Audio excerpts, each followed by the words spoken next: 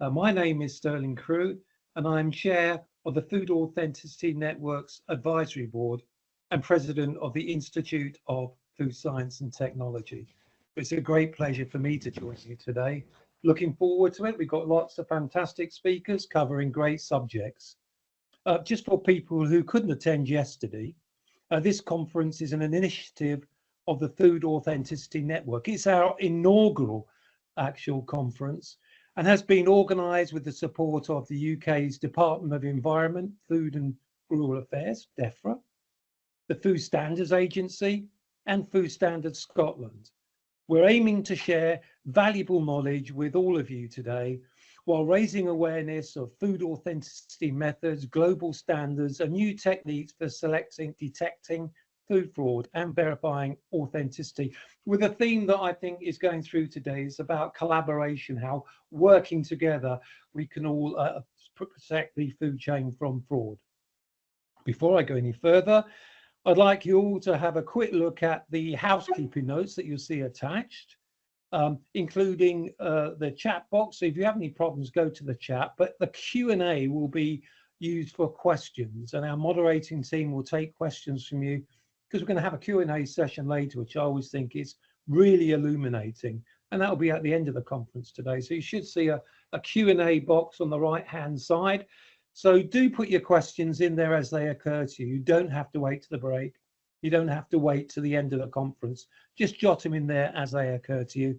And we'll do our very best to answer as many as we can. We've got a fantastic panel today. We've also included a link to the chat, which is monitored by our colleagues, Maya. So any problems, as I say, she'll try to help you out. And you'll also see a link there for some of the information that's available today and yesterday as well. So you should see that in the chat. Now, moving on to the main business of today, it gives me a great pleasure to introduce Professor Robin May, who, as many of you will know, is the Chief Scientific Advisor to the Food Standards Agency. And we're really pleased today that Robin will give our keynote speech to kick us off this afternoon. As the Food Standard Agency's Chief Scientific Advisor since 2020, wow, has it been that long, Robin? Professor May provided expert scientific advice to the UK government and plays a really critical role in helping to understand how scientific developments will shape the work of the FSA. And a good job he does at that as well as the strategic implications for any possible challenges and changes. He is responsible for the integrity of the scientific and evidence that underpins the FSA's activities, as well as for communications of the FSA's evidence-based approach to other government departments, external stakeholders and consumers. And we all appreciate the FSA and the FSS's evidence approach to the advice that they give. Today, Professor May is going to share how science and data are used at the FSA to overcome the challenges to food authenticity. So, Professor May, you're with us. Please switch your camera on, and I'm really looking forward to hearing from your presentation, Robin. Brilliant. Thank you, Sterling. I hope you can hear me for starters. I've got an awful lot of very, very small dots on my screen, which must mean there's a lot of you out there. It's like talking into the ether. It's a real pleasure to be here. Thanks so much. I am now going to possibly ruin the entire afternoon by trying to share some slides, which might destroy everything before we even get started. But let's see how we go. And then maybe, Sterling, I can rely on you to tell me if you can actually see something in a second. Oops, there we go. You see everything, Robin, but you probably need to put it into slide mode. Yeah, so far so good. Ooh. There we go. How's that? Does that work? It's working, Robin. Loud and clear, we can hear you. Brilliant. Well, if I suddenly go silent, someone will have to come off mute and shout and say, Robin, you're talking at nobody, which is something I'm quite used to be honest, but you know, we'll do our best. It's great to be here. Good afternoon, everybody. Good morning, evening, night for those of you dialing in remotely. It's a real pleasure to be able to be here for this second day and share a little bit of our thinking around food authenticity. And in particular, what I'm kind of hoping to do over the next 20 minutes or so is I essentially brainstorm a little bit about where I think sort of science is going and where it can really help in this battle against food authenticity, and also maybe where some of the challenges lie going forwards. But before I do that, I appreciate that many, perhaps most of you on the call are already very familiar with the FSA. But for those of you who might be dialing in from other countries or completely new to the role, let me give a quick recap about who the Food Standards Agency are. So we are the UK government department that is tasked with ensuring that food is safe and what it says it is. And as Sterling mentioned, we work very closely with our Scottish counterparts, Food Standards Scotland, and between us cover the whole of the UK.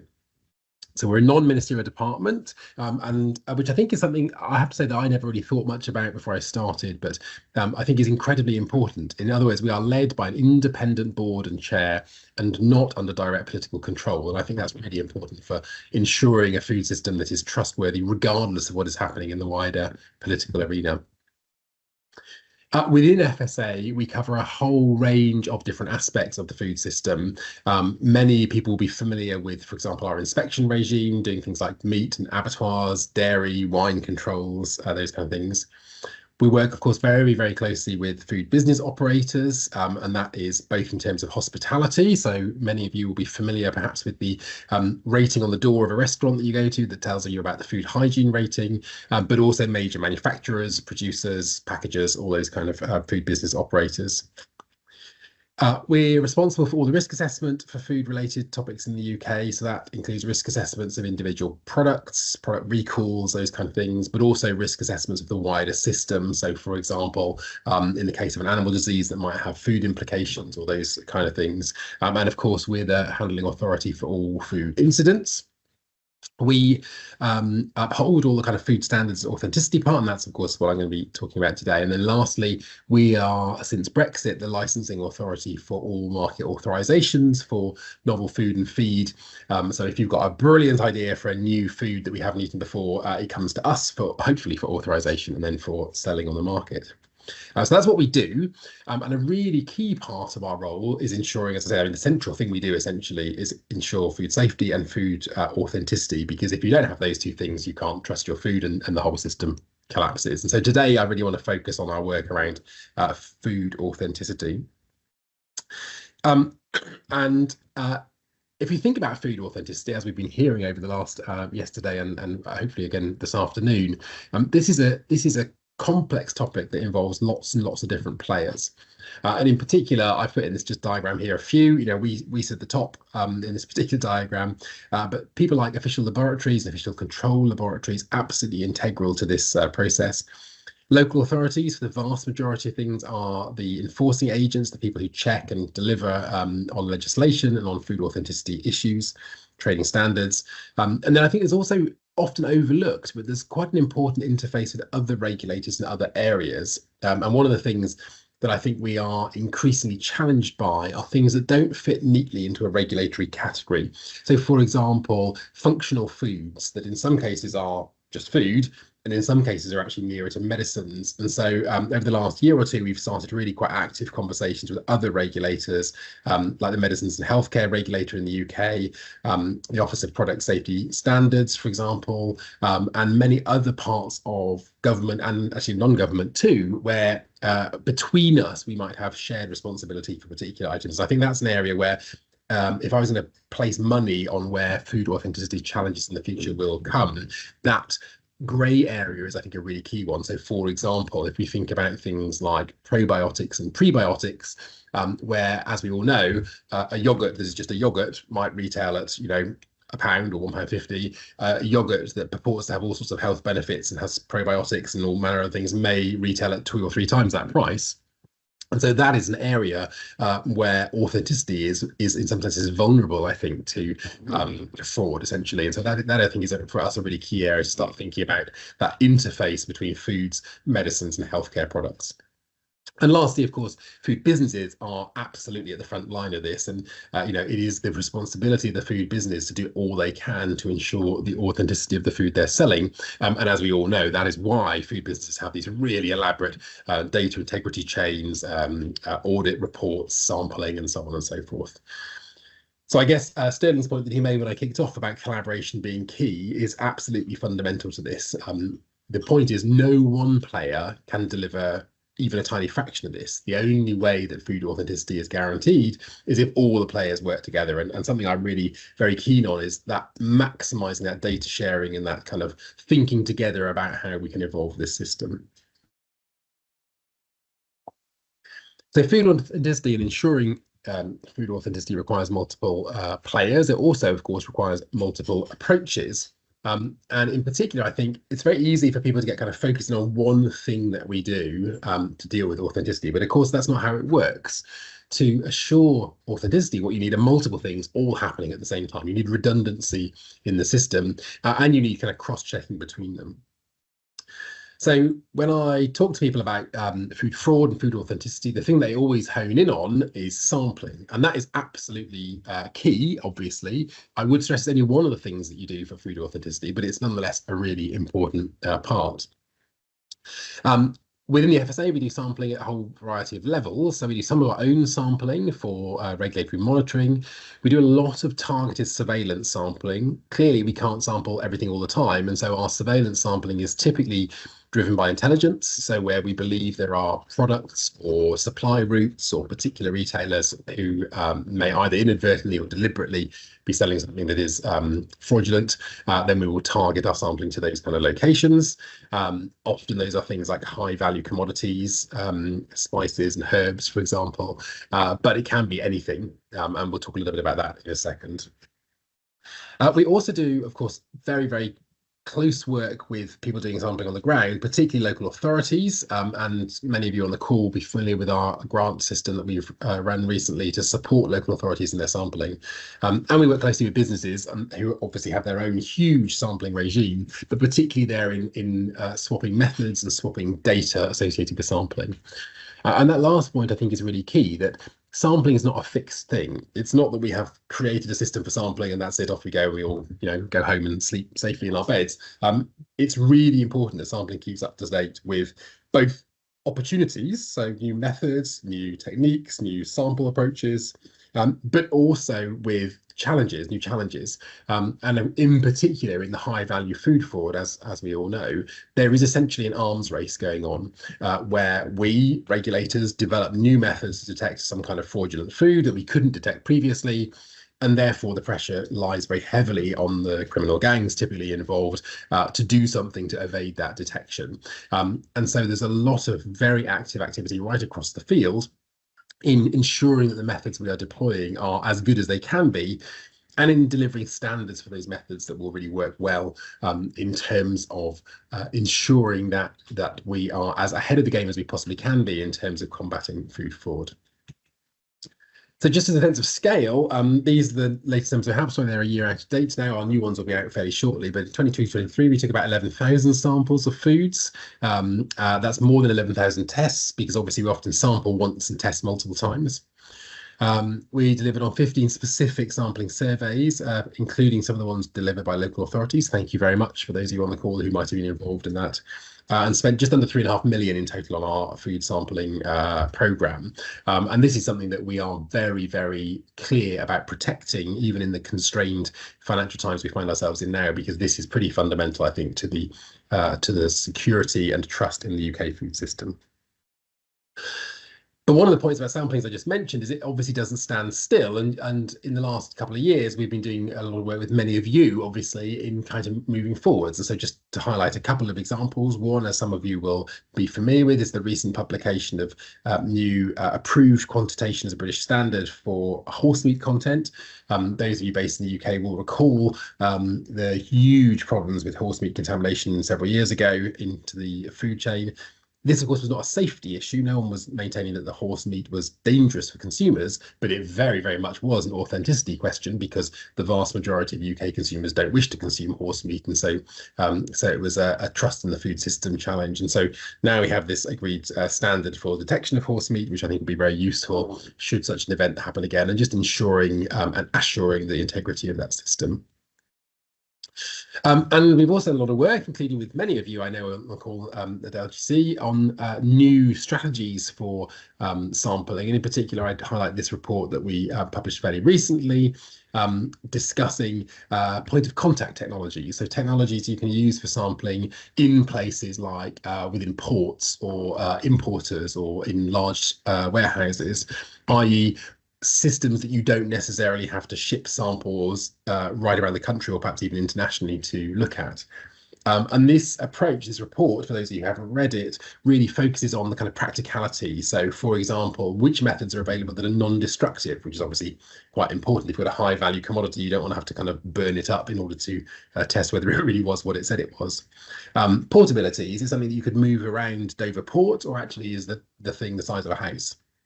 And of course, really critically, cost sensitivity. How good is its detection of whatever it is you're trying to be detected? So if you haven't seen that before, I would commend the report to you. It's available on our website and through partners. So sampling is a real mainstay of food authenticity, but it's clearly not the only thing. And in particular, what you need, as well as your sampling approach, is the stick that goes with it. What is the enforcement capability? And of course, a huge amount of enforcement is done at local authority level, but nationally and for large scale coordinated authenticity issues, we have the National Food Crime Unit, which is part of FSA, and a unit, I think, which is not perhaps as widely recognised as it should be, certainly by people outside of the food business, but a group of people who do really spectacular work, I have to say. I mean, the dedication and commitment of the team to hunting down and dealing with food fraud is really, really impressive. Just as an example, so this year, the first 6 months of this financial year, the National Food Crime Unit undertook 41 disruptions. So disruption ranges from, it might be a withdrawal of food that we've identified as being fraudulent, it might be closing a business that is fraudulent, or in the most extreme cases, it might be criminal prosecutions. In other words, it's something that takes that inauthentic food out of the system one way or another. And so I think, as you can see, 41 in 6 months is a pretty major record. That's basically 2 a week. Which gives you both a sense of the activity that the NFCU does, but also the sense of the problem they're faced with. Like all crime fighting, they can't do everything all the time, all at once. And so they have recently published their priorities for this coming year. And just to kind of flag those up here, they have a particular focus on misrepresentation. So that's, claiming something is from one country when it isn't, for example. Waste diversion, so that's very often things like animal byproducts re-entering incorrectly the human food chain. Areas around country preferred pork and lamb, so things like halal or religious slaughter, or but also things like organic or the particular standards associated with that. And lastly, the really high value foods where we know that fraud is very attractive to criminals, so things like honey and herbs and spices. That is just to really emphasize, that does not mean that they're not doing all the other stuff as well. That is just that these are the 4 priorities for this coming year. But clearly, if you're listening to this with a view of becoming a master criminal in the food system, don't think that you can go and do something that's not in these 4 priorities and they won't go after you, because they definitely will. But I just wanted to highlight where our particular strategic priorities lie this year. And I mean, the great news about the NFCU, but also the awful news about the NFCU is, of course, they are very successful, which is great because it's great they're intervening. It's pretty depressing to see the sort of scale of things that they often tackle. And I just picked here a couple of headlines from the last 12 months for 2 particular cases where we had criminal convictions. And I think one of the things that really struck me about this is actually the level of sophistication in the fraud, but also the level to which it involves science. So the top one, for example, this is someone who is fraudulently faking lab data, essentially, to allegedly claim their chicken, in this case, is safe. And we are seeing more and more of that, I think, this idea that people can try and use fake science to sort of bolster their claims. I think for all of us who are scientists on this call, that's pretty concerning and something to be really alert for. So if you're listening to this and you're running a lab and suddenly start finding people disproportionately interested in your letterheads, for example, I think you should be thinking very carefully about that and perhaps flagging it to us if you're concerned. One of the really big challenges about food authenticity is the complexity of the food system. And so for the UK, for example, we have about just under half of our food is imported. Imported food, of course, represents a particular challenge because there you have a food chain which goes across multiple countries, and you may not have as much visibility of the data in countries outside of the UK. We have well over 500,000 independent food businesses, and of course, people will know that the turnover in this sector is pretty high. So that is not a standing state of 610,000 businesses. It is a rapidly rolling set of businesses, heavily dominated by a small number of enormous players like the main supermarkets, but then with a really long tail of very small businesses. Thinking about your small cafes and restaurants on the high street, perhaps a small bakery, those kind of things, which are fantastic. Really, we are very keen to support those small businesses, but from a data and authenticity aspect, represent particular challenges because they are not as visible nationally as the really big players. And overall, of course, this is a sector that contributes almost £250 billion to the economy. It's a really big economic driver, and unsurprisingly, like all things that have major economic impacts, therefore has the potential to be fraudulent too.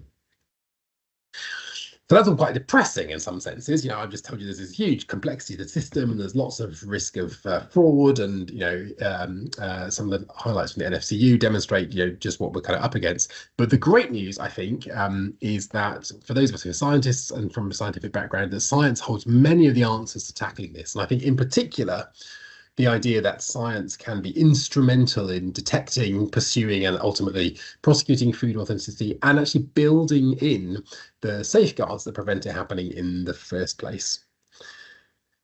And you'll be familiar with many of the things we already do, but actually I think it's good to reflect on how fast that has come, how recently. So it wasn't very long ago, for example, that it was almost impossible to detect differences in things like olive oil or honey with any kind of reliable confidence. And now, of course, we have very advanced molecular techniques, things like diagnostic PCR for pollen and honey, mass spec approaches, isotope analysis, Raman spectroscopy, all of these kind of approaches that can allow, with very high precision, determining not only the chemical composition of a particular product, but also things like country of origin.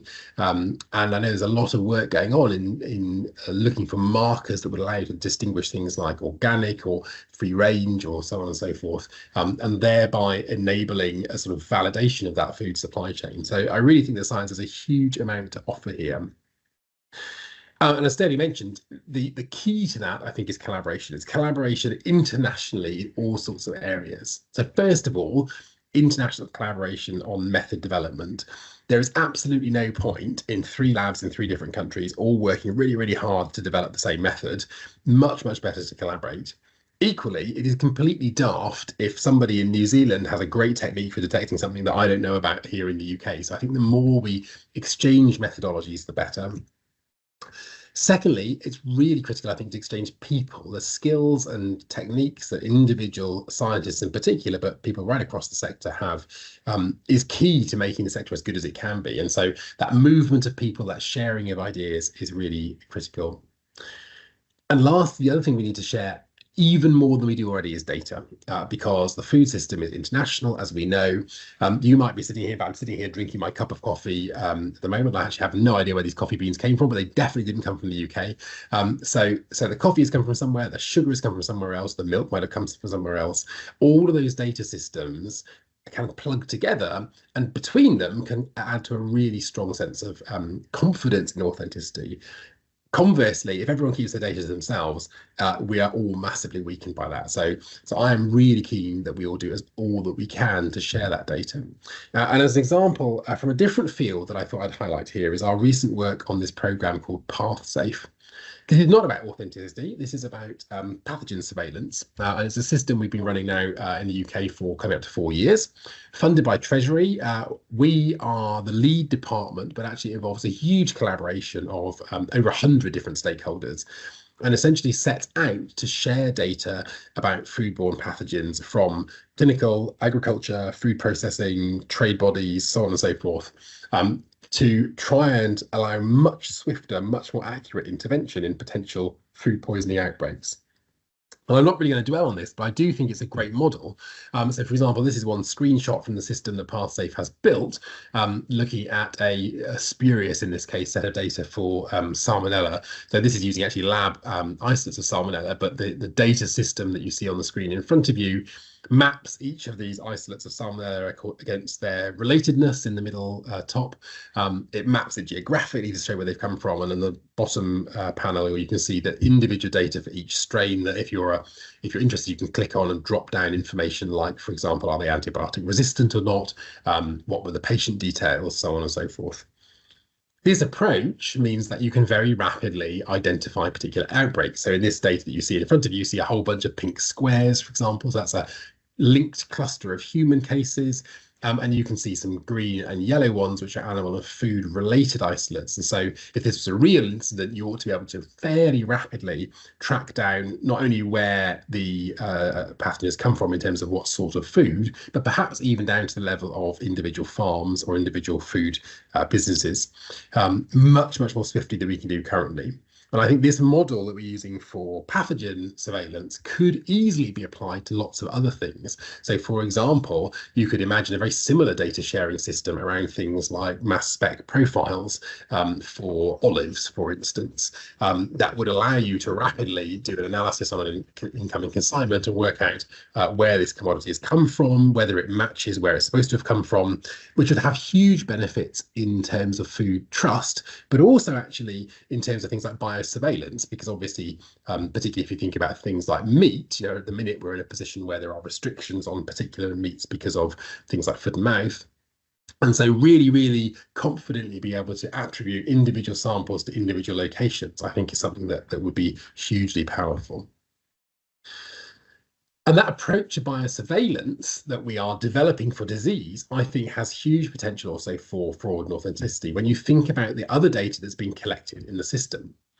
So, for example, again, not related to authenticity, this is a snapshot of the wastewater detection program that we and others have been participating in this case for COVID-19. So this is not an FSA-led project, but we're now very interested in this for food-relevant pathogens too.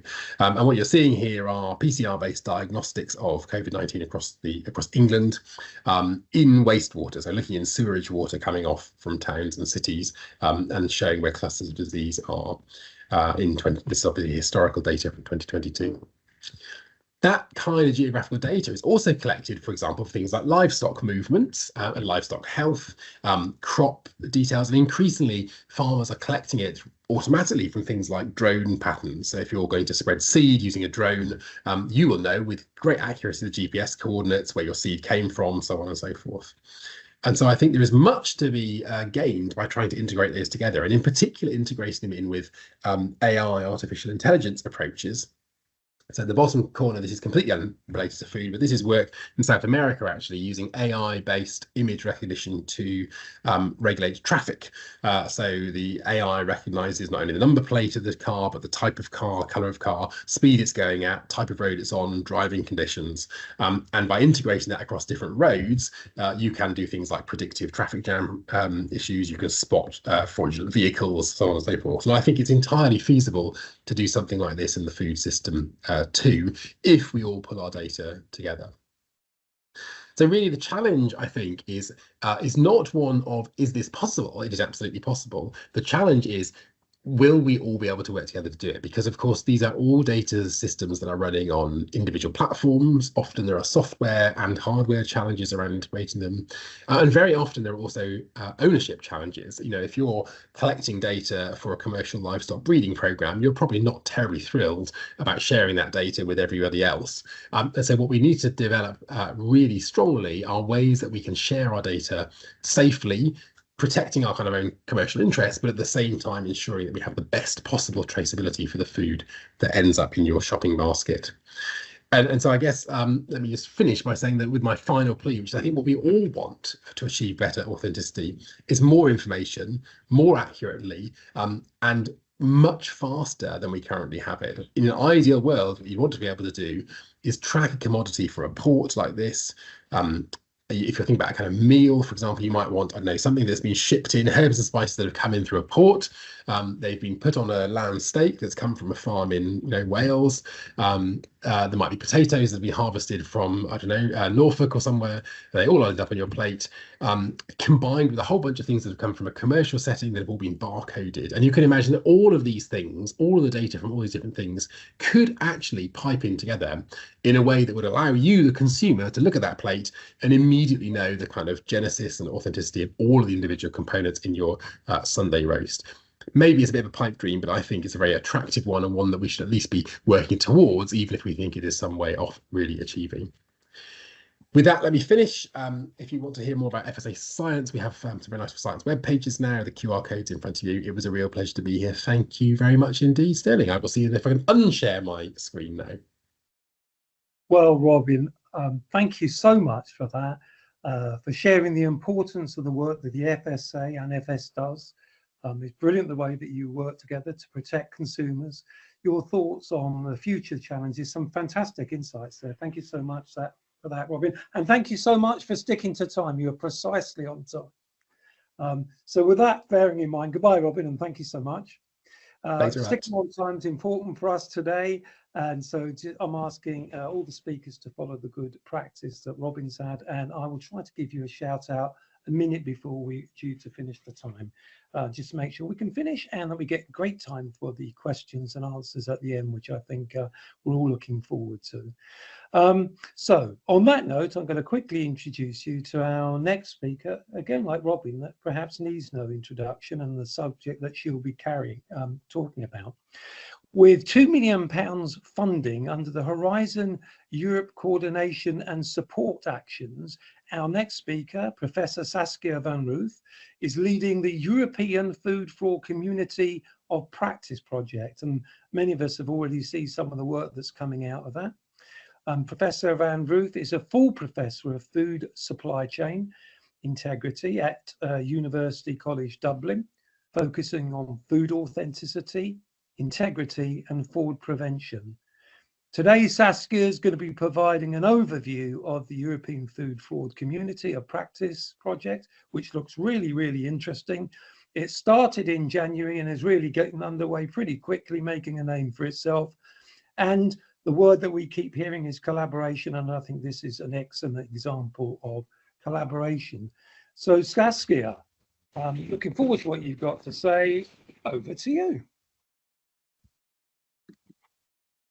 Thank you very much, Sterling. Good afternoon, good morning, good evening. It's a pleasure to present to you today about the food fraud European Food Fraud Community of Practice. And I'm looking for my screen. Let's see. To share that with you.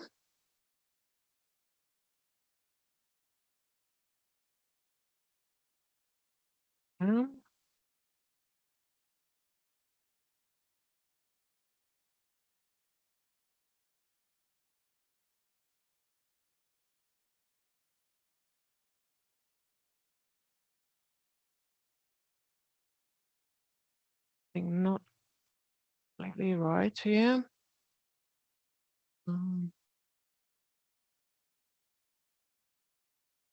Excuse me.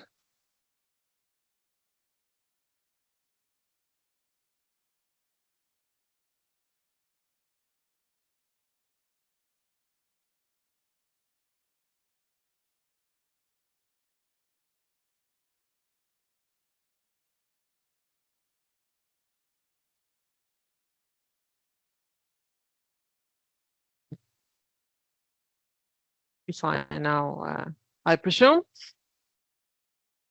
Today I'm going to present to you the new initiative, the European Food Fraud Community of Practice.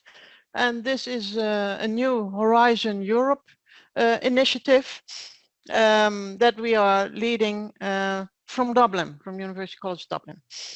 And as we have already heard multiple times, food fraud is a very persistent problem. It's reaching back not only decades, but thousands of years, and it's still with us and probably will stay with us for another thousand years.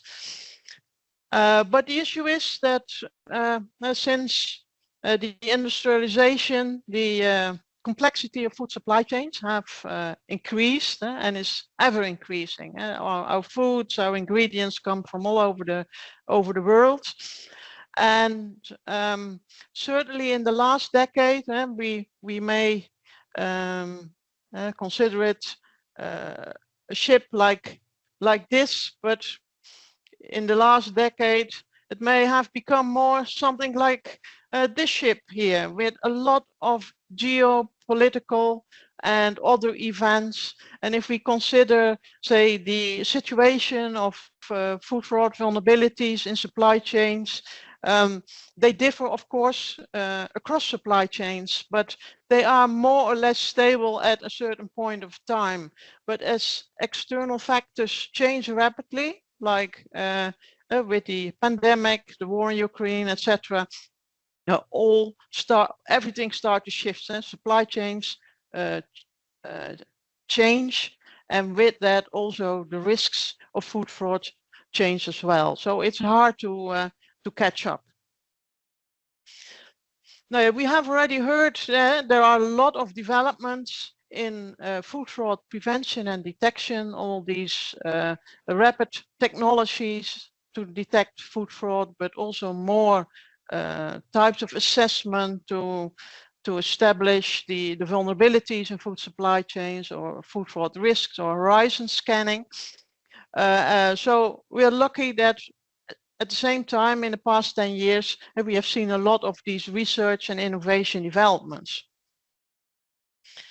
And just to give an idea, there have been many of these European projects focusing on research and innovation related to food authentication, one way or the other, in the past, and are also currently a number of them running.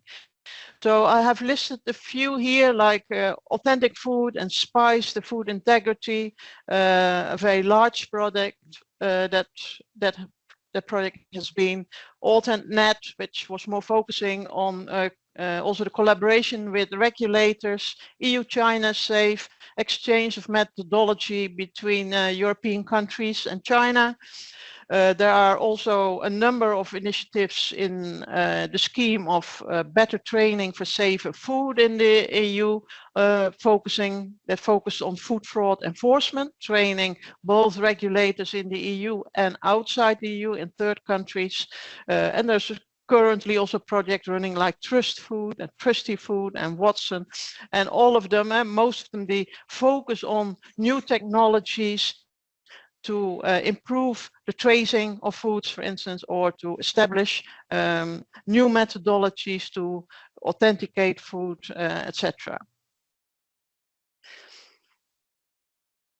And then I have not even mentioned that these are just European projects, but of course there are a lot of national projects as well, regional projects all over the world, and of course also in the UK, in the EU, in all the member states. So there have been a lot of initiatives, and actually a lot of euros or pounds, what you like, invested in the development of these technologies. But with all these projects, what is seen is that they usually run well during the course of the project. And with the consortium that's available, and we develop new knowledge. But this is on the one hand what we know, and on the other hand is what we do and what is applied in practice. And unfortunately, there is quite a gap usually, and that is not only in food authenticity research, that holds for many other types of research as well, of course. But we see developments, for instance, fundamental research by PhD students. They are it may be difficult to translate that to a practice that can be used in a commercial laboratory or by governmental agencies. So there is certainly a gap between the two, what we know in academia, for instance, in research institutes, but also in practices, perhaps with food business operators, and at the other hand, others that could use that kind of knowledge as well, and even use it more in practice than those that have developed the technologies. And the reason for this is not that people don't want to use it or that it's the wrong type of innovation or something, but it's also a matter of how well we are connected. Today in this conference is nice. I see at the moment more than 300 people following, watching this presentation. So we are, there's a lot of people, there's a lot of interest, but we are not that well connected to each other. It's not really a socially closed network. And if we look at this slide, for instance, I've just made this as an example. If this is our train of research and innovation, there are usually in academia and contract research, and then I speak for myself, we are often well connected to large food manufacturers, for instance, because they have usually a good bit of funding, and they are interested in these innovations. So usually we are quite well connected, not only food authenticity, but in food science or food technology in general. But we are not so well connected to the regulators, for instance, or retailers, or even further away are caterers or brokers or certification schemes. And that those connections, that is something that is certainly some improvements, reinforcements feasible. And that is where the European Food Fraud Community of Practice, from outset to operations, in short FCOP, is aiming at. It's a 3 years initiative.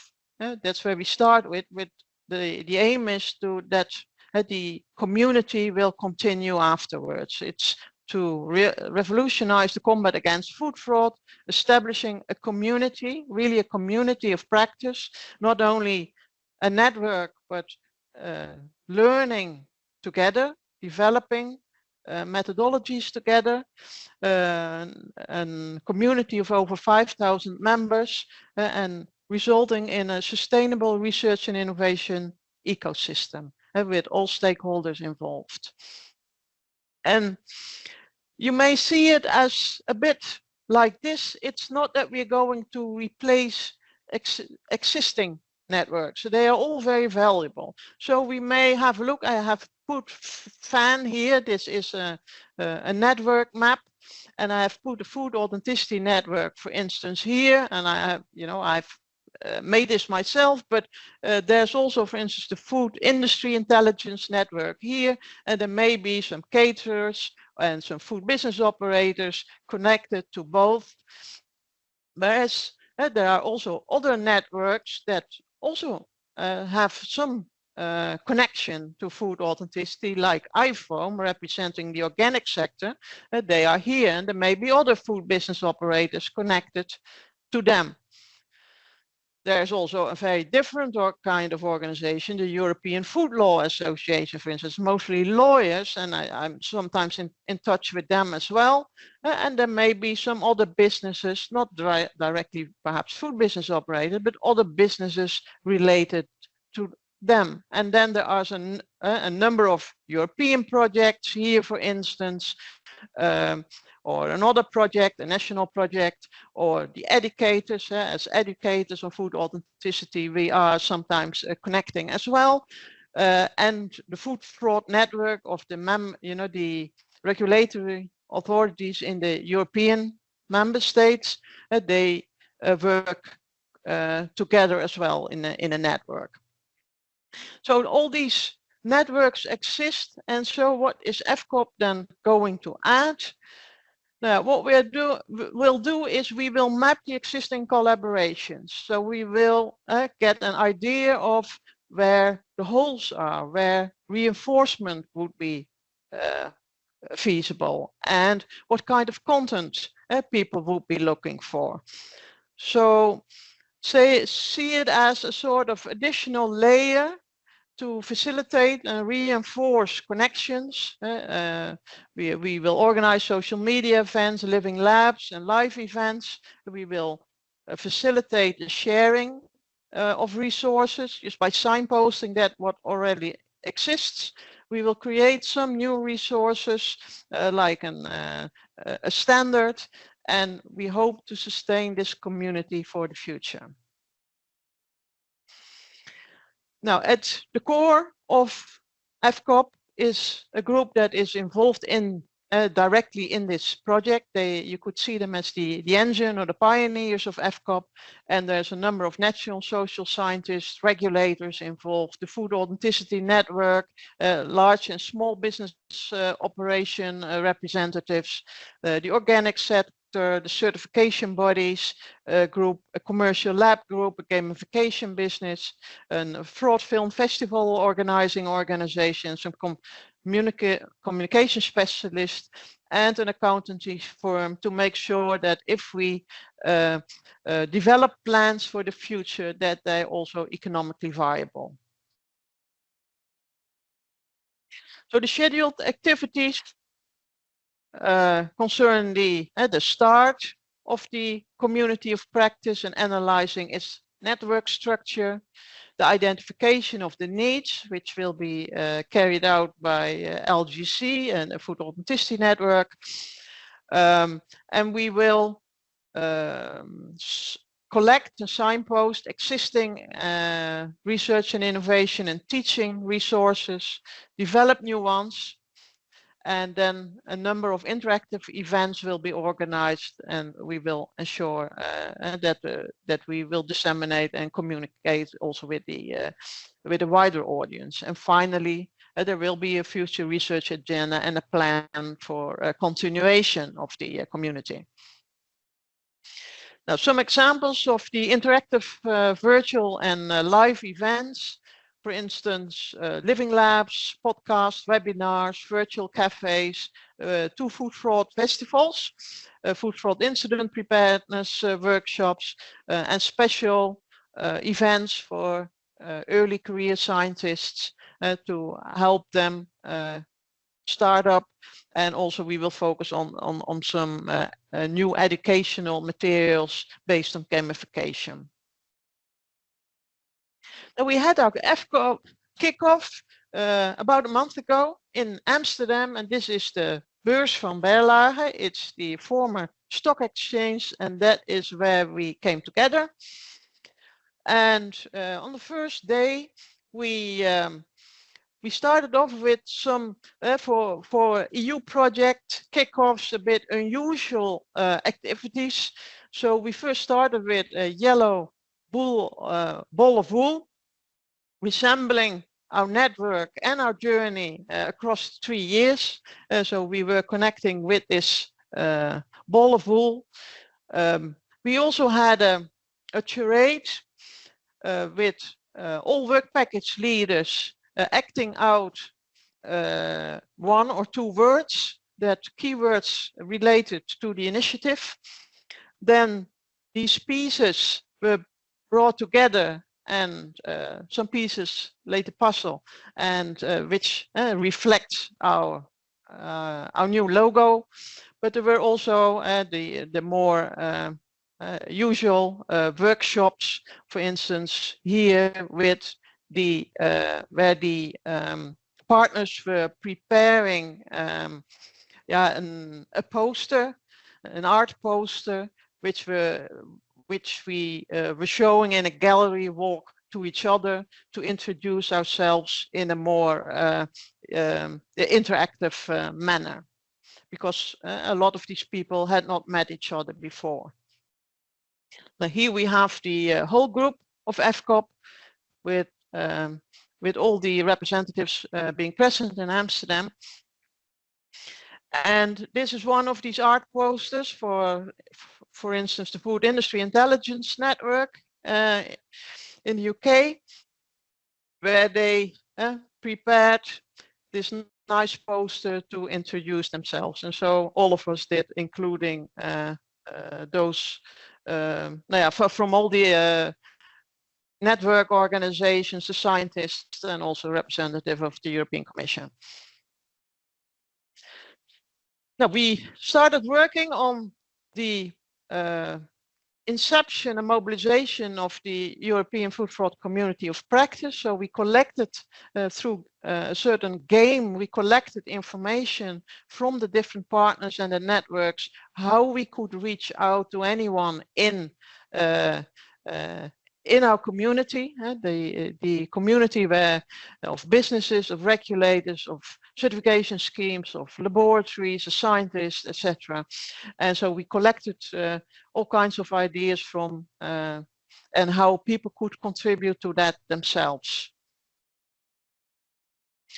In the evening, again, an interactive activity, not a dinner straight at a table being served. No, we had to cook our own meal, a cooking workshop where all of us here, you see, were cooking, and we were instructed by a number of people like this man here, making tapas for the whole group together.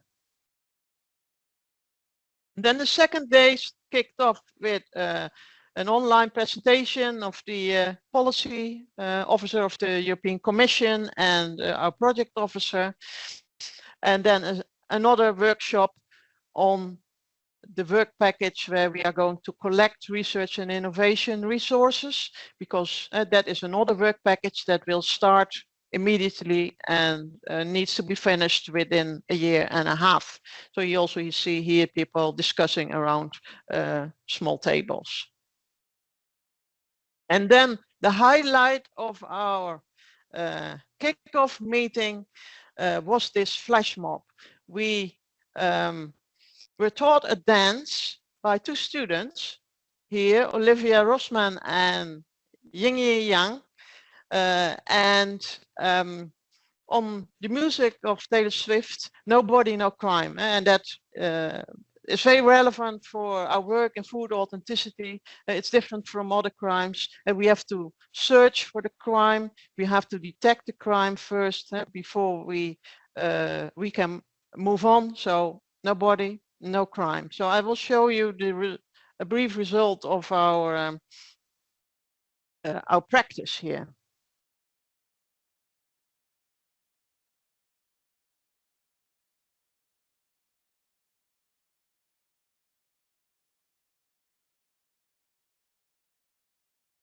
Sorry.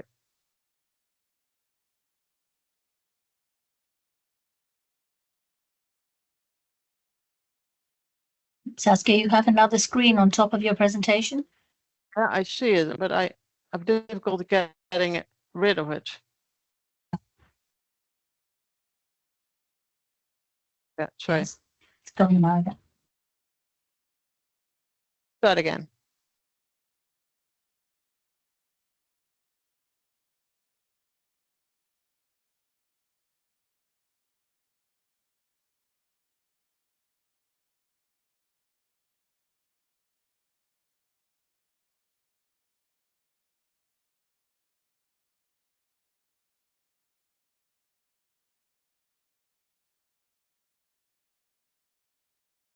So a very lively community, and if we can dance within 24 hours in a sort of synchronized way, then we also should be able to get this initiative going, I think, very quickly and effectively. So our next gathering, I would like to invite you to, if you are in Dublin on the 1st of April, it's a side event of the DFSI annual meeting in Dublin.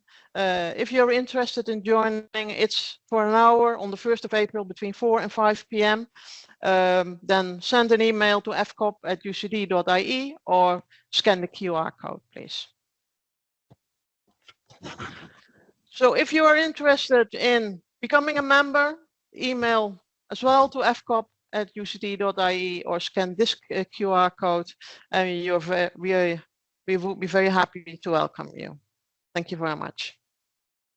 Thank you, Saskia. What a really fascinating insight into our ecosystem and the environment that we work in. And again, you're showing as being an exemplar of working in collaboration with people. What a fantastic project that we have. And certainly I shall be joining the EFFF COP project.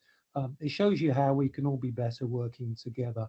I'm surprised you didn't use a Venn diagram, which most people do in these cases that work in our field, Saskia. So once again, thank you very much. A great presentation. And I urge everybody to join and get engaged with the great work that Saskia is doing. And it looks like fun in Dublin as well. So it's always good to have some fun and excitement when we do the work we do. Well, before I move on to our next speaker, I should apologize. I think we're having some problems with the camera and that you can't really see me. I seem to be pixelated or blurred. I'm assured that this isn't Selva-Arni trying to improve your experience of the conference and that she's not thinking look better that way. Well, we do have Selva-Arni next as our next speaker, somebody that is very familiar to everybody, especially those that work in the Food Authenticity Network or part of our community. Selva-Arni, who is the UK Deputy Government Chemist, is doing her PhD at the moment and has almost finished it. Is a huge contributor to the work that we're doing on fighting food crime. And Selva-Arni will be demonstrating how two cross-government funded initiatives have provided an enhancement to UK's resilience and facilitated strategic dissemination and training in support of the official control of food and feed. So another great way of showing how working together we can be stronger. Selva-Arni, over to you. Can you unpixelate me, please? Thank you very much, Sterling. Can you see my slides okay? Yes, we can. Thank you. Thank you very much, Sterling, for that very kind introduction. It's my immense pleasure to talk to you today on day 2 of FAN's inaugural Authenticity Conference about 2 cross-government collaborations that we think have achieved great impact, and I hope you'll agree at the end of the presentation. The first case study I'll speak to you about is the Joint Knowledge Transfer Framework for Food Standards and Food Safety Analysis. This was set up in 2017 and is a jointly funded initiative by DEFRA, the Food Standards Agency, Food Standards Scotland, and the Department for Science, Innovation and Technology that funds the Government Chemist Programme at LGC. It aims to deliver a strategic programme of scientific knowledge transfer activities that are based on the outputs of research commissioned by the funders and associated best practice to ensure that effective analytical laboratory capability in the UK exists for food standards and food safety analysis. The framework also aims to upskill laboratories on new and emerging food safety and standards detection methods and best practice in their application, providing the tools and know-how so that labs can respond to current and emerging analytical needs. The projects are collaboratively and collectively prioritised annually so that we choose the right projects based on UK needs and UK enforcement laboratory needs. So during 2 programmes, that's during 2017 and 2023, the following projects were delivered: 20 e-seminars, 5 webinars, 3 workshops, and 1 work instruction. All the outputs of the Joint Knowledge Transfer Framework projects are published on the Government Chemist website on gov.uk, and all food authenticity related output is published on the training pages of the Food Authenticity Network, or FAN, as I'll call it from now onwards. So that looks like a fantastic amount of output, which it was, but what impact has been achieved? So in order to measure the impact achieved by the framework, we produce an impact analysis framework based on the framework that's used for assessing the impact of the national measurement system. Key relevant UK themes were identified along the themes that are listed there, which is research, supporting trade policy and regulation, innovation and skills that speaks to the analytical method side of what we do. And the delivery of the joint knowledge transfer framework was measured against these metrics. So I'll just go into detail on each of the outputs that we produced over these 6 years. So as I said, 20 e-seminars were produced to address gaps in national needs and emerging issues. They represent an audiovisual approach to topic delivery, which comprised of a short 20-minute video made up of 20 or so slides and an accompanying professional voiceover. It will come no surprise to you to know that the global SARS-CoV-2 pandemic was during this period, which played into the popularity of these seminars, which you'll see by some of the viewing figures there. However, people did seem to have a short-term memory, and once the promotion of the e-seminar sort of disappeared, the viewings went down. So to promote further uptake of the seminars, we ran some webinars on selected topics, as shown there, and they were delivered working with thought leaders in each of the areas. The webinar topics and the attendance figures are shown, and you can see that the registrations and the attendance is very high, and we're very pleased to see over 300 people here today, and you can see that we had high attendance figures in that period as well. And I've also shown some of the feedback on the right in terms of how people completed the feedback survey, and they were largely positive. However, after the pandemic, we noticed that people still wanted more physical in-person meetings, and when you're trying to communicate complex technical issues, people, especially around methodology, people wanted to see hands-on application of those. So we also ran 3 physical in-person workshops, one on food allergens and spices, one on the application of the proteomics method that was developed by Ferrer Science for meat species identification, and one on definitions around jelly mini cup confectionery. And these were all very popular, as I said, because they involve practical demonstrations of how the methods could be applied and in each of the laboratories. So what was the impact on UK official laboratories? So the official laboratories in England and Wales reported that they had gained new knowledge and skills as a result of the joint knowledge transfer framework. They've been able to demonstrate continuous professional development. They were able to improve their existing methods and implement new methods. So overall, our conclusion was that the joint knowledge transfer framework has positively impacted UK official laboratory capability and knowledge. So wrapping that back up into the impact analysis framework that we developed at the very beginning, I think we can show by the data and the outputs that the UK relevant themes of research, supporting trade, policy and regulation, innovation and skills were all achieved. So in conclusion, the impact analysis has demonstrated that the webinar series has been the most effective tool to raise awareness of the training material. The e-seminars and webinars were continually being viewed, and between the period of 2018, when the first e-seminars went up, to July 2023, when the impact analysis was completed, they'd been viewed over 13,307 times collectively. However, we acknowledge that stakeholders need regular reminders of the resources available, and we aim to do that in the monthly summaries that FAN members now get. At the bottom, there's always a training and dissemination section where we highlight new e-seminars and also point people to the existing resources. As I said, in the post-COVID world, alternative mechanisms for delivery of materials being explored. And this joint knowledge transfer program has provided a collaborative, efficient and effective mechanism of upskilling UK official food laboratories, positively impacting the UK's preparedness to tackle existing and emerging technical challenges. We thank our funders, DEFRA, FSA, FSS and DCIT, and our expert contributors and colleagues in the Office of the Government Chemist at LGC. Before I move on to the second case study, I just wanted to tell you what projects we're doing this year.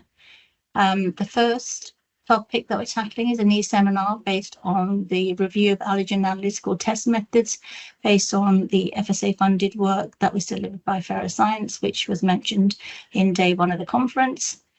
The second topic is a pictorial guide based on a UK method for verification of labelling of previously frozen poultry, which was validated by an interlaboratory international comparison that was led by LGC. This method has now been adopted by SEN for standardisation, and it's anticipated that a reference to this pictorial guide will be included in that SEN standard as it goes through its development process. And the third project we're looking at this year is, as I mentioned, a report on alternative learning platforms in terms of delivering this knowledge transfer for maximising its uptake for the future. So not everybody wants to sit at a computer now and look at 20 or 30 slides, and there are more fun ways to learn apparently.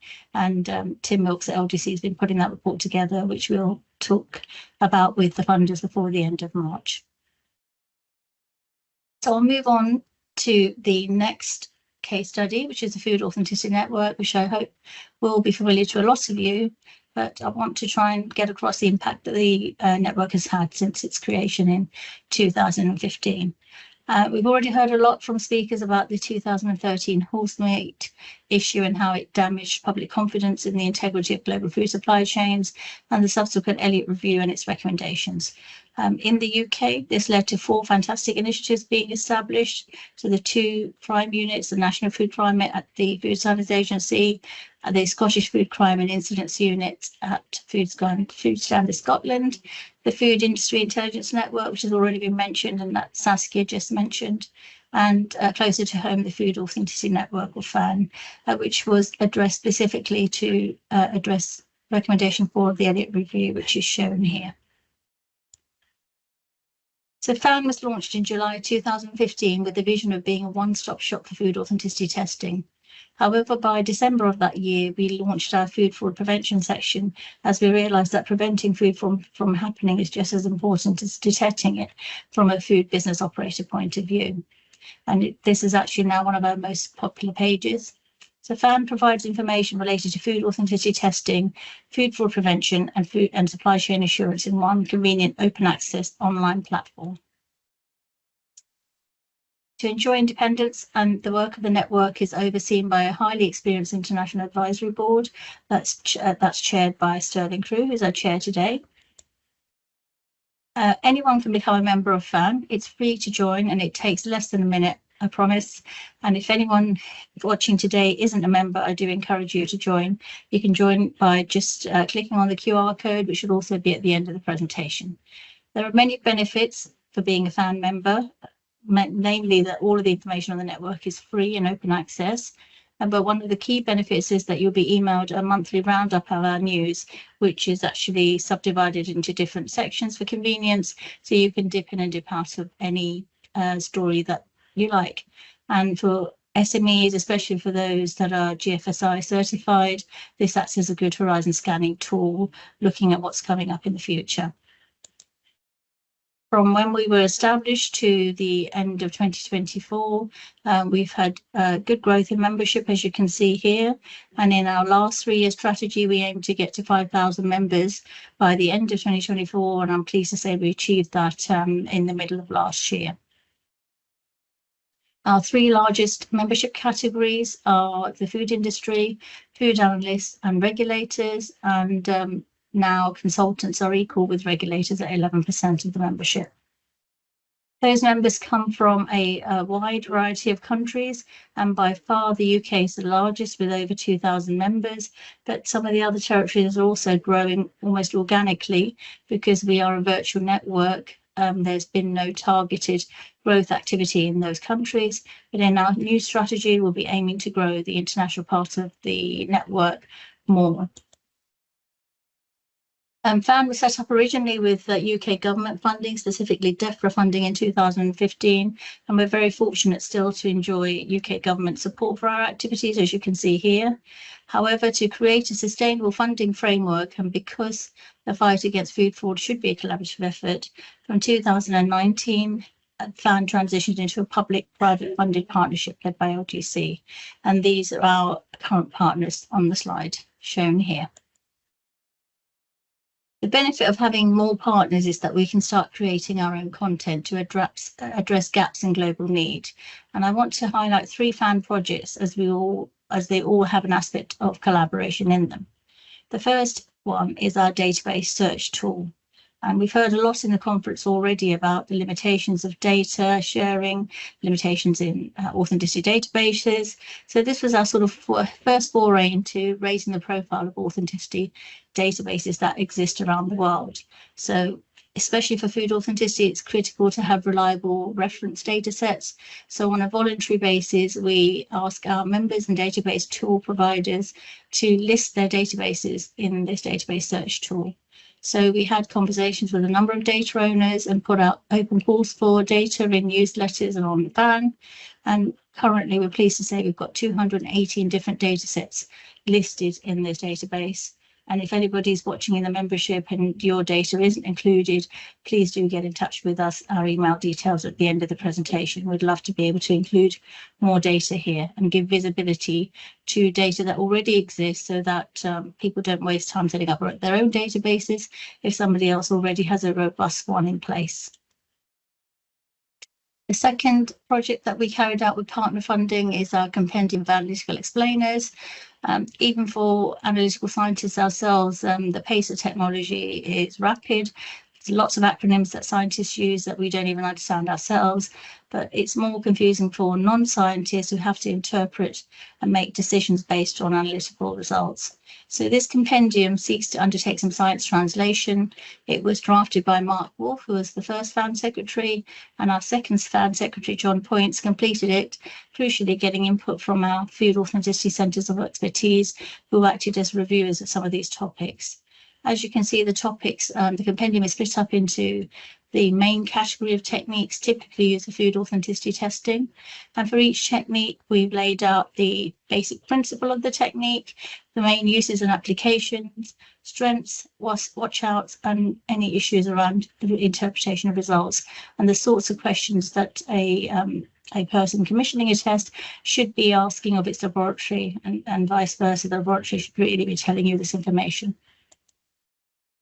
And the third project is our project on the monitoring of global food fraud incidents. I think most people agree that the current geopolitical and environmental conditions are conducive to the occurrence of food fraud and food crime occurring. So continued vigilance is required by all stakeholders. But how do we prioritise which foods are most at risk? I mean, ideally, we need a crystal ball, but we don't have one of those. So the next best thing that we can do is look at what frauds have happened in the past or what are happening now or as in real time as possible so that we can learn from them and implement mitigation strategies. As you know, there are many horizon scanning tools out there that collect food fraud incident data in different ways, and sometimes they have differing outputs. Therefore, FAN collaborated with 3 of the world's largest food fraud incident collation tool providers, and these will be familiar to a lot of people in the food industry. So it's Food Chain ID, Horizon Scan, and Safety HUD. So since 2023, to provide a more robust benchmark for assessing whether reported global food fraud incidents are increasing, we've undertaken this collaboration. And thanks to prompt provision of data from our collaborators for 2024 and prompt analysis by the FAN team, I'm pleased to be able to share the 2024 data with you now. So food fraud regulatory reports by quarter as an average of 2 tools showing food fraud and food safety reports have been similar across all 4 quarters of 2024. The top 10 commodities with the greatest number of official food fraud reports in 2024 by quarter is shown here in these 4 pie charts, but I appreciate it's a little bit difficult to analyse them by quarter, especially when we're short of time. So I've summed those up into the top 10 commodities with the most official reports in 2024. And again, this is an average of 2 sources for everything except for feeds.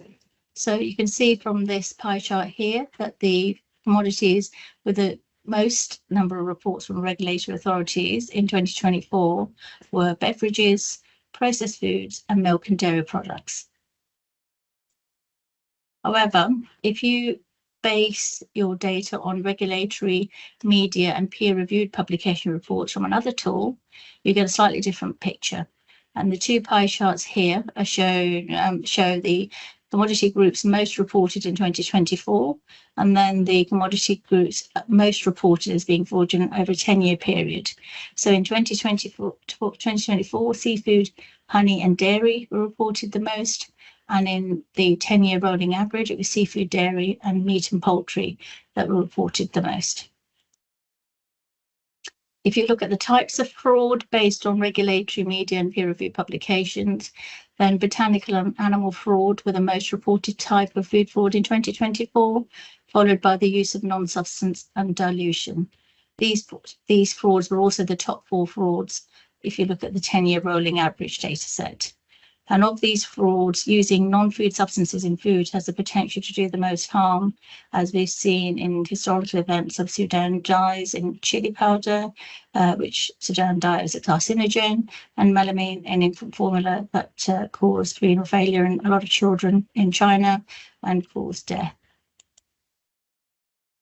So although the ranking of individual commodities may vary by quarter, the vast majority of commodities feature consistently in the top 10 commodities with the greatest number of official food fraud reports in every quarter, depending on the data that you use. So actually, yeah, the ranking might change, but in fact, 7 of the commodities are shared between the 2 different approaches that we've used here. So the first looks at just official reports from regulatory agencies, and the second tool looks at regulatory reports, media reports and peer-reviewed publications. So I think effectively that means that these foods are the ones that are reported as being fraudulent year on year. This does not, however, mean that these are indeed the world's most adulterated foods. It's just that they're the ones that are most reported. And as we know, often foods can be the subject of targeted activity, like from Europol, Interpol, or Operation Oxfam. So you do have to interpret the data carefully too. So the ultimate question of, is there evidence of increasing food fraud given the high risk environment that we're in?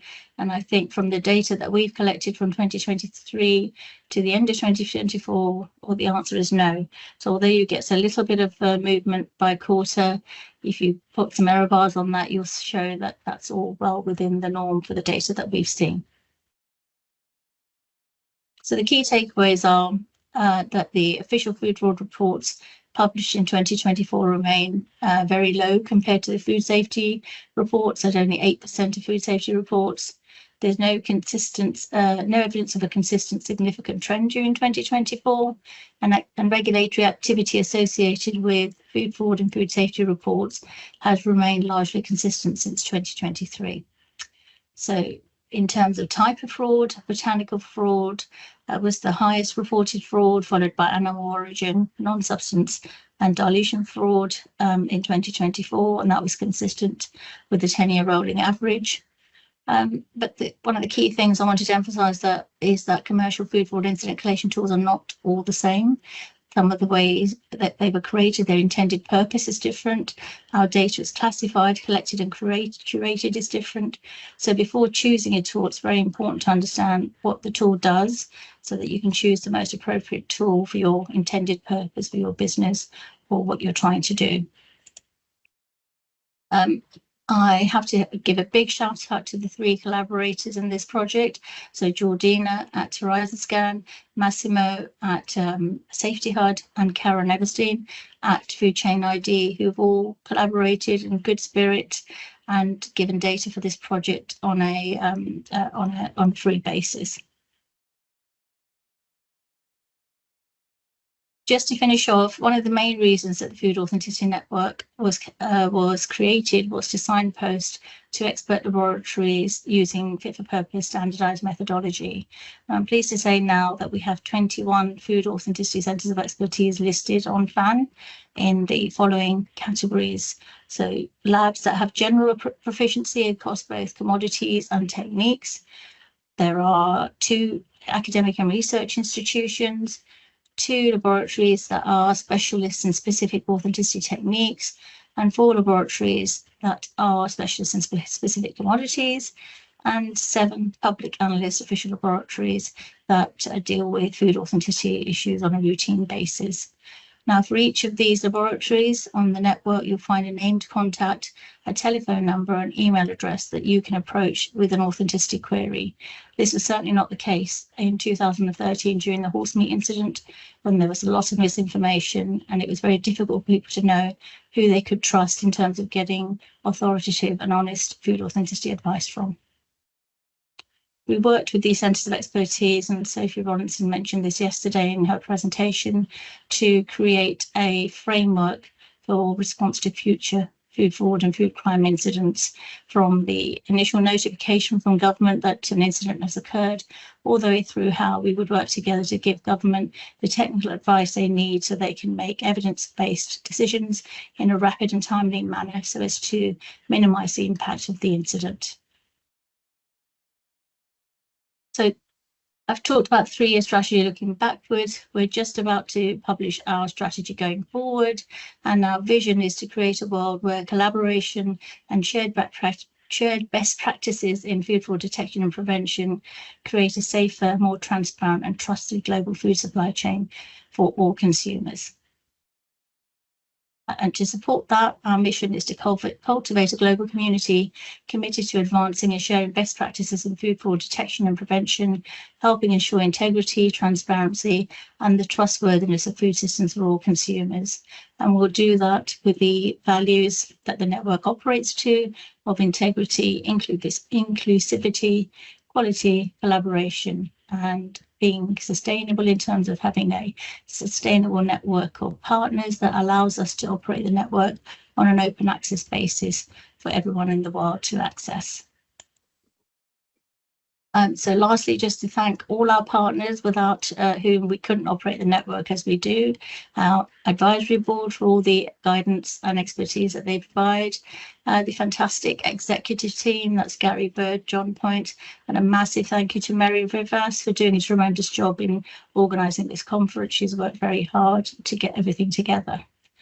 Now, just remember, anybody can join FAN. It's completely free to join. It just takes a minute. So please do scan the QR code and join if you're not already a member. And for any organisations out there, if you are sharing in our vision of creating a world where collaboration and shared best practice in food fraud detection and prevention can create a safer, more transparent and trusted global food supply for all consumers, and you want to partner with us, please do get in touch. And I just want to finish and point you to our latest creative collaborative project, for which we got together with our friends across the world to have a little fun to highlight the importance of food authenticity analysis and food fraud prevention. Unfortunately, we don't have time to watch an ode to food authenticity, but the link is included in the slide, and we'll share all the slides on FAN. So please do watch the video when you have some time. Thank you very much. Thank you, Selvarani. That was really fantastic. Thank you for sharing information about FAN. I thought the figures comparing 23, 24 were really interesting. It's not often you get kind of that evidence-based wide view of what's going on food fraud. So great thing for us to have a look at that. And it was great to see 2 examples of initiatives working together using that collaborative theme to make sure that we can deliver for consumers. So thank you for that really stimulating presentation. Our next speaker is Sarah Gibbs from BSI. Sarah, are you out there? Sarah is Oh, hi, Sarah. I can see your screen. You're not blurred. You're very clear, Sarah. Sarah is the Standards Development Manager with extensive experience working for BSI in the development of national, European and international standards across various sectors. And Sarah is going to talk to us about the importance of standardization. So particularly looking forward to hearing from you about this, Sarah. So over to you. Thank you, Sterling. And I've got to say, what an amazing conference we've had so far. I mean, it's really impressive how much everyone can input into this. So hello, everyone. Nice to see you all. Thank you very much for joining us. I'll just share my screen and hopefully just be as successful as everyone else has been today. Okay, I hope everyone can see that clearly. So today I'm going to explain the benefits of internationally harmonised standards. So this is different to the Food Standards Agency. It's very different, and it's confusing sometimes to actually put that across to someone. So I'm going to cover the importance of food authenticity in global trade and consumer trust, the challenges of inconsistent standards, the role of internationally harmonized standards in improving food authenticity frameworks, and how the UK has led a lot of CEN/TC 460 projects to contribute to harmonization. So for those who don't know anything about standards, the first standard was actually created in 1905 and was to look at tram track gauges, and how wide they needed to be across the world. And that started how we consider how anything can be globally developed so that we're consistent and share practices, best practices. So we have standards for shipping containers, we have standards for laptops, we have a standard for making the perfect cup of tea. We have a standard on lots and lots of standards that go into making smartphones and the Internet of Things. Essentially, we release 3,000 standards each year on average, which is a lot of things and a lot of people getting involved, a lot of people developing globally. So what is a standard? A standard, the definition of a standard, is a document which is established by consensus and approved by a recognized body that provides for common and repeated use, rules, guidelines, or characteristics for activities or their results, aimed at the achievement of the optimum degree of order in a given context. So what does that mean in reality? That means that we have a nice document that everyone can see, the test methods, everyone can agree how to make something, create something, adhere to those kind of things. It also has the embedded benefit of improving productivity, increasing efficiency, building trust, reducing costs, which we all love, accelerating innovation, which is something that's really important in our community here for scientists, agreeing a good practice, ensuring interoperability, embedding sustainability, and fine-tuning performance. So something very important globally, I think. There is a difference between standards and regulation. Standards aren't regulation, but they are important and they are used by regulators, especially within Europe. So regulations are typically written by governments, whether they're local, regional and national, or federal regulators. Regulations are typically set out minimum legal requirements. So they're not saying this is the best thing you can do. They're the minimum legal requirements in terms of procedural and technical provision. Regulations may incorporate standards by reference, making them mandatory. So this is something that's coming across in Europe quite a bit, or adopt them as a means of compliance. But this represents up to about 20% of their wide replication. Standards are written by standards development organizations such as BSI, and there are around 700 standards development organizations in the US alone. So that should tell you roughly there's quite a lot of things going on here. Under the World Trade Organization rules, national governments appoint a single body as their national standards body, or NSB. So for the UK, it's BSI, the British Standards Institution. For France, it's AVNOR. For Germany, it's DIN. And we have lots, for China, it's SAC. So there's lots and lots of things going on there. And hopefully you can see there with the standards, you can see that they are voluntary, they're market-led, they're established by consensus and public consultation. They're based on consolidated results of science, technology, and experiences, which is how we've demonstrated how many have been developed, especially within food authenticity recently. They are published by recognized standardization bodies such as BSI and can be supported through measurement, testing, certification, and accreditation. And they can be used to demonstrate compliance with regulations. So what are national standard bodies? BSI is the UK national standards body.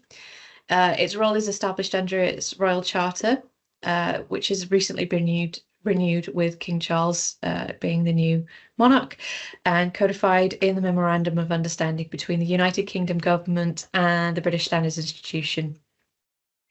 The role includes coordinating and facilitating the development of British standards of UK origin, participating in international standardization through ISO and IEC, and participating in regional, for instance, European standardization through CEN and CENELEC, which I can go through in more detail in a bit.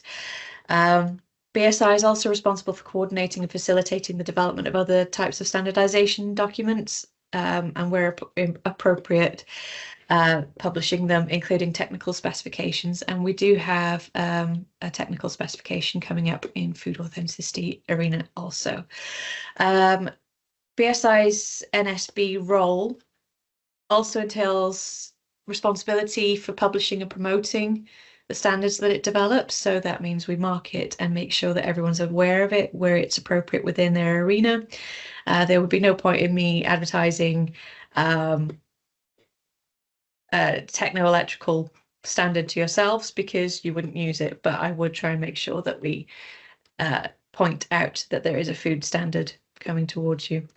It maintains an infrastructure that each one of its standards is routinely reviewed. So every 5 years, we would make sure that the standard is appropriate, relevant, testing methods are still working, and any concerns with those kind of standards, if they do need to be reviewed more often than those 5 years, we can do that also. And it's making sure that the content of the standard can be investigated and acted upon. Okay, so this is where it gets more complex.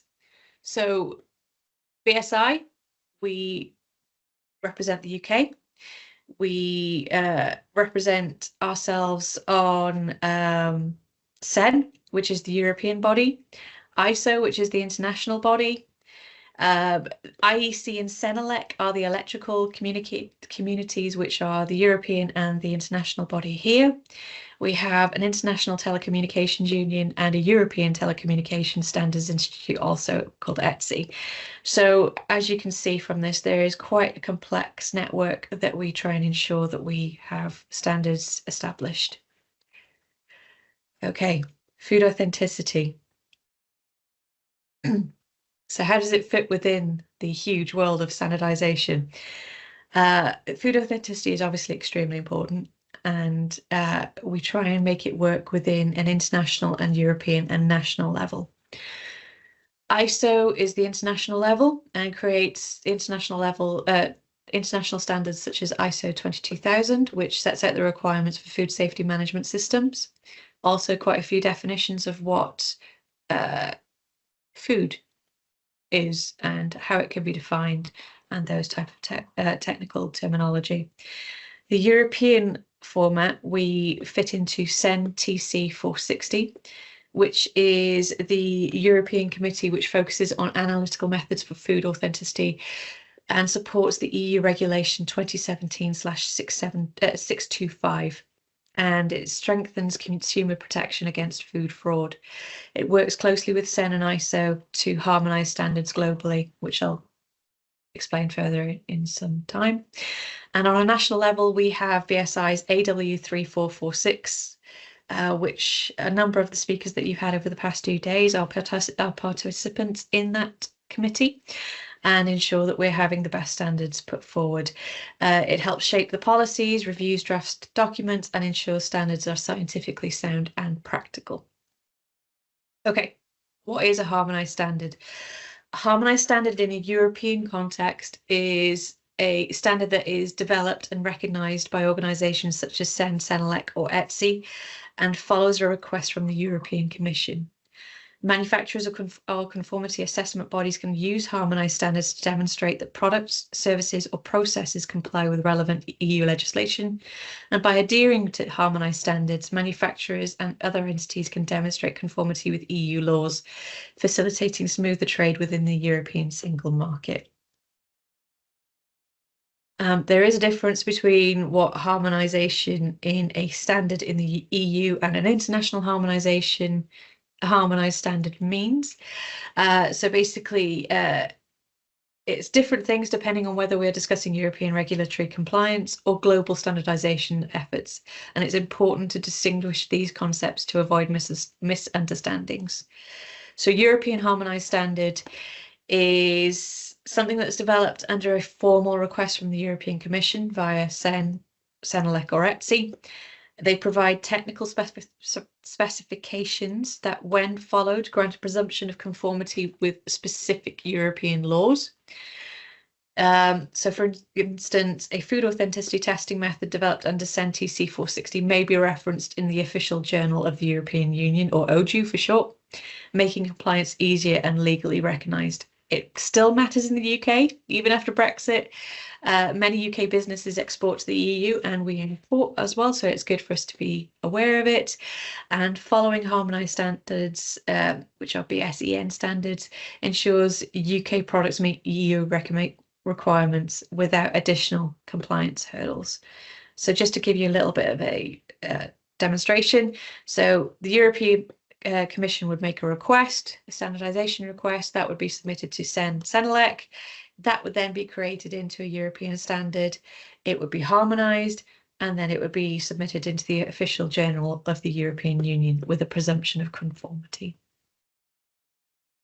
So global standardization is outside of the EU. Harmonization refers to aligning global standards to facilitate consistency across markets. So this is particularly important when it comes to things like honey, as has been mentioned by Robin earlier, within the UK, US and China. This is not linked to regulatory presumption of conformity. So it's not based in law, but rather to making standards globally applicable. So for example, ISO TC 34, which is the international committee, develops global food authenticity standards not tied to any specific country's legislation, but rather aimed at ensuring international consistency in testing methods, which is the important difference in definition there. Why it matters to the UK through BSI and AW3446 influences both CEN and ISO standards. And this allows UK-led food authenticity standards, for instance, BSEN 17972, to be recognised internationally. Okay, the benefits of internationally harmonised standards. It obviously improves consumer trust. It helps standardised approaches, reducing misinformation, which we've mentioned quite a few times in the horse meat scandal. Transparency in labelling, testing and certificating, which increases confidence. It supports trade and regulatory compliance. It helps cost and efficiency benefits for industry. As mentioned previously, if all the labs are using the same test methods, it reduces costs. Strengthening fraud detection and prevention. So unified databases and traceability mechanisms enable early detection and ensures food crime investigations follow a harmonised approach. And the role of CEN TC 460 in food authenticity standardisation. So CEN TC 460 is the European Technical Committee for Food Authenticity. We have a number of UK-led contributions, like I mentioned earlier. We have Salvrani leading on the soon-to-be developed standard in gone blank, sorry, quite a few. So we have Salvrani, we have Tim Wilkes, we have Sophie Rowlandson, we have Rosario Romero, all working on separate standards, looking at things like HADH methods, LCMS methods, honey sampling, lots of interesting developments going ahead there. The UK food authenticity priorities are integrated into the European standards via CEN TC 460. So the interesting one that's just been released, BSEN 17972-2024 is a food standard that has been developed by CEN TC 460 WG1, which is terms and definitions of food authenticity. And they looked at food authenticity and fraud concepts, terms and definitions. It has been released on November the 8th, 2024, and is an essential standard, looking at the resources for professionals in the food industry, regulatory bodies, and anyone involved in ensuring the integrity of food products.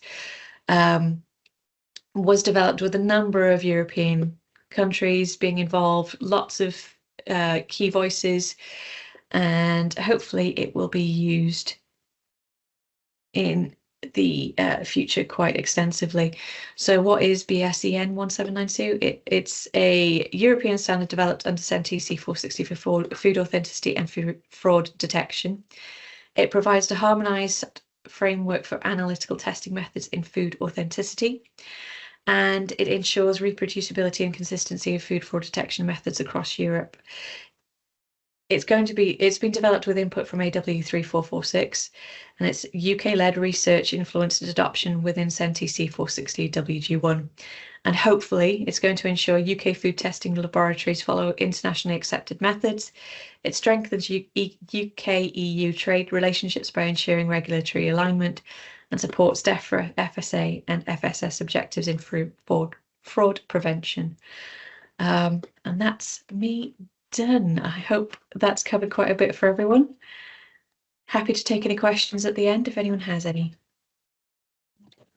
Well, thank you so much for that, Sarah. It was really good. Excuse me, guys, I'm just online. Thank you very much, Sarah. That was really interesting. You made a complicated subject for me very simple, so much appreciated. We'll probably save the questions because you'll be on our panel later on, which is a good reminder, Sarah, as we've got the panel coming up. Please can people put questions in now, so don't wait until the panel and then start putting the questions in. If you've got any thoughts, can you put them in now? Look, we're going to take a 15-minute coffee break, so we'll be coming back at 3 o'clock, Sarah, and looking forward to seeing you later on. As I say, please keep the questions coming, and we'd love to hear from you as well. So in the chat, are there any success stories of collaborations in food authenticity that you'd like to share? We'd be very interested in that. Or equally, have you come across any problems that you think we should be looking at? We're always trying to gather information to help us with our horizon standing, and with an audience like this, you've got so much that you can share with us.